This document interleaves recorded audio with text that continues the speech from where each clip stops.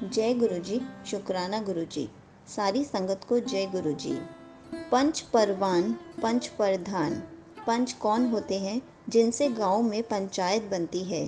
हम खुद इन्हें चुनते हैं कि मुश्किल घड़ी में ये हमारे साथ खड़े हो सके।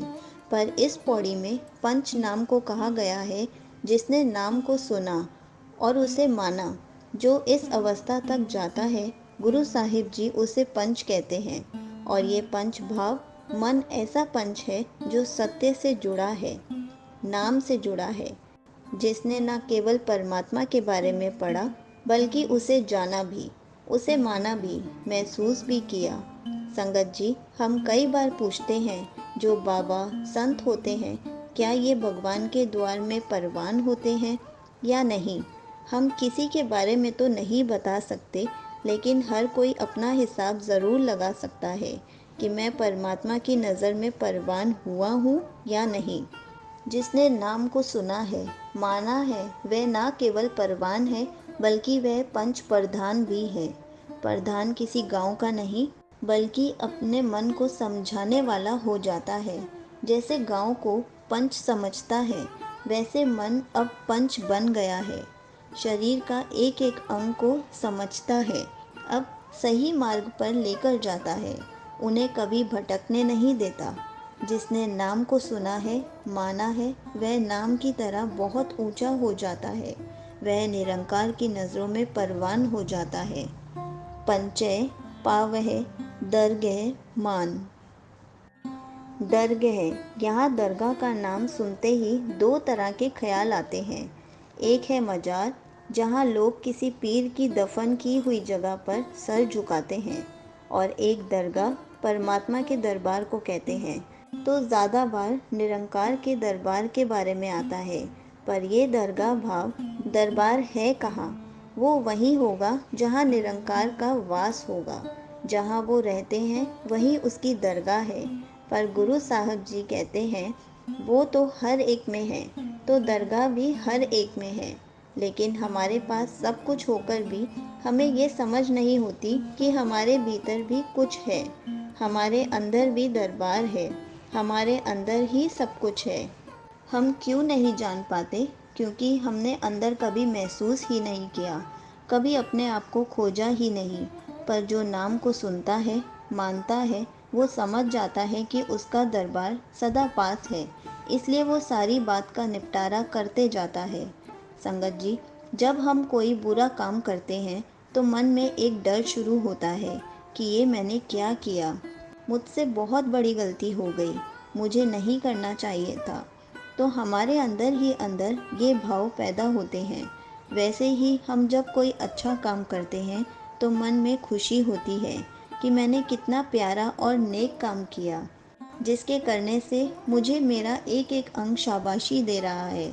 इसलिए जब बुरा करें तब भी वो हमें बताता है कि तुम कहाँ गलत हो, और जहाँ सही करें तब भी हमारे अंदर के दरबार से पता चलता है। लेकिन इस दरबार की आवाज़ मन तभी समझ पाता है जब मन के शोर को भगवान की वाणी से कम कर लिया जाए। हम जब तक शांत नहीं करते तब तक हम अहमियत नहीं दे पाते। ऐसे ही जब कोई टीचर बच्चों की प्रशंसा करता है तो बच्चे बहुत ज़्यादा खुश हो जाते हैं।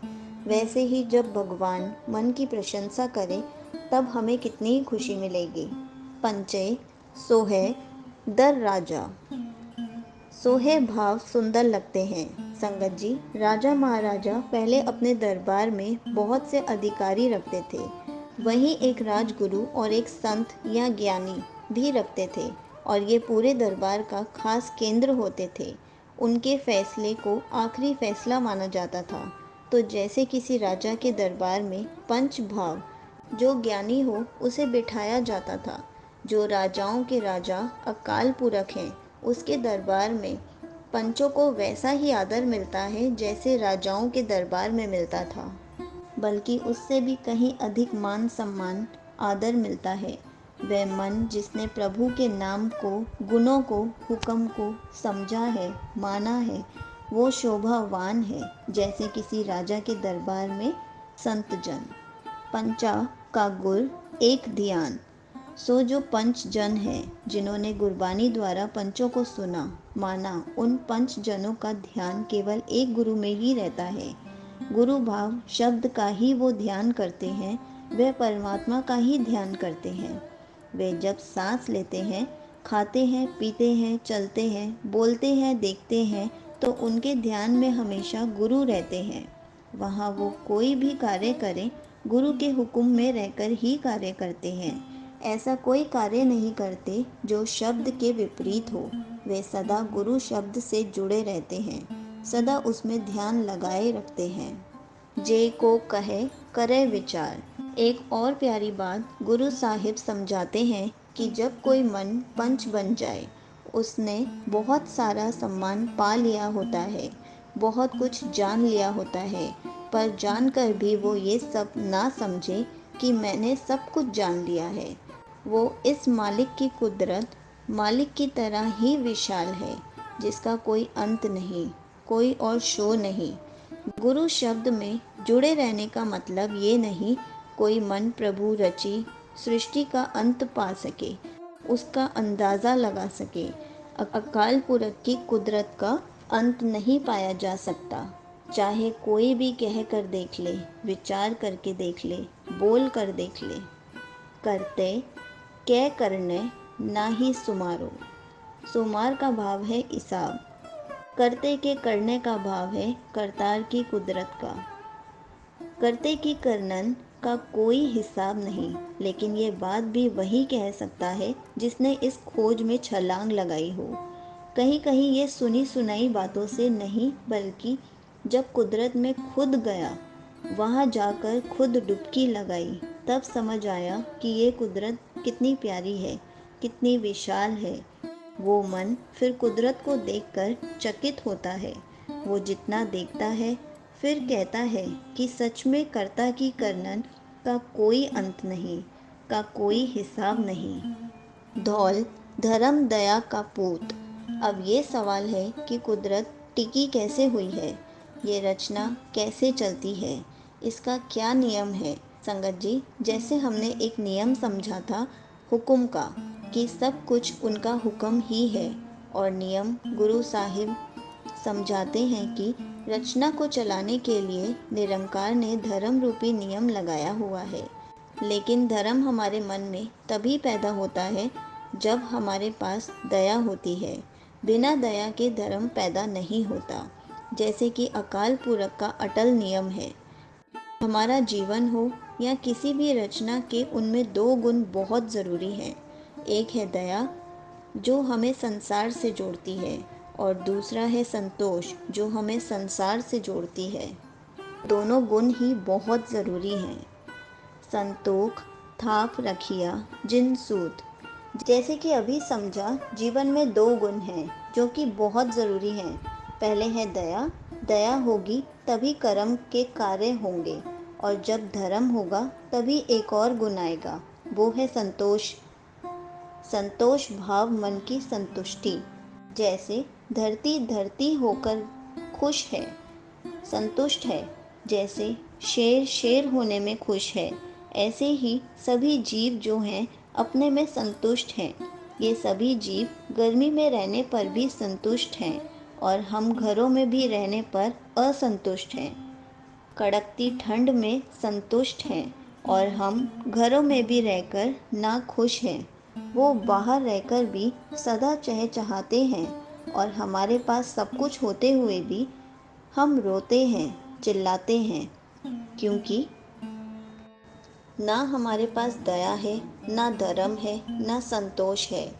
तो गुरु साहिब जी पंक्ति में फरमाते हैं कि अकाल पुरख ने ये रचना अपनी दया से, अपनी मेहर से पैदा की है, और इस रचना को चलाए रखने के लिए धर्म पैदा किया, और जहाँ धर्म है वहीं संतोष पैदा होता है। जे को बुझे होवे सचियारू। यदि कोई इस परमात्मा के रहस्य को पहचान ले, तो उसके मन में सत्य का प्रकाश हो जाता है, अकाल पुरख का प्रकाश हो जाता है। वो सत्य का हिस्सा हो जाता है जब कोई ऊपर बताई हुई पौड़ी को समझता है और उसको मन से मान लेता है, और उसके मन से भ्रम दूर हो जाते हैं। जैसे एक भ्रम था, बैल ने धरती को उठाया, पर जब भ्रम दूर हुआ तो पता चला कि वो बैल नहीं, धर्म है जिसने धरती को उठाया है। जब तक धर्म है, दया है, संतोष है, तब तक धरती है। जब मन पूरी तरह से इस बात को समझ ले तो मन हर तरीके की बात करने लगता है। धवले ऊपरी केता भार। हे भाई, ऐसी जिद नहीं करनी चाहिए। बैल के ऊपर कितना भार है। अब बात को समझो कि धरती का कितना वजन है। कोई एक बैल कैसे उठा सकता है।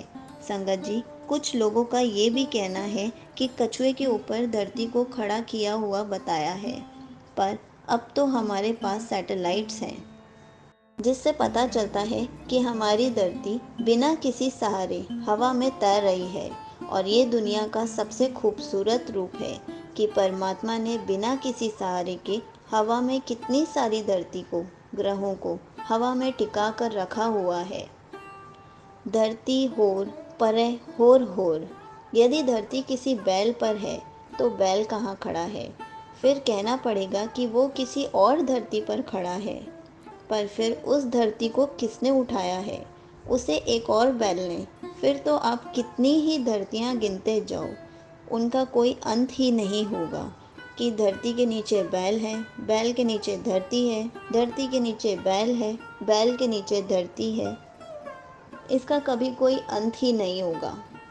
तिस ते भार तले कवड़ू जोर। अर्थात अगर ये कहें बैल ने धरती को उठाया है और बैल किसी और धरती पर है, फिर धरती किसी और बैल पर है, तो अंत में जो बैल है, सबसे आखिर वाला, वो किसके जोर पर खड़ा है, किसके तारे खड़ा है, उसको किसने आसरा दिया है। धरती किसी बैल पर खड़ी है, ये गलत है। सच क्या है, ये गुरु साहिब पहले ही बता चुके हैं। मैं ऐसे छोटे छोटे शब्द हिंदी मीनिंग के साथ वीडियो बनाकर डालूंगी। ये एक ओंकार शब्द का पार्ट 16 था। पार्ट 17 के लिए, नेक्स्ट वीडियो के लिए वेट कीजिए। जय गुरु जी, शुक्राना गुरु जी।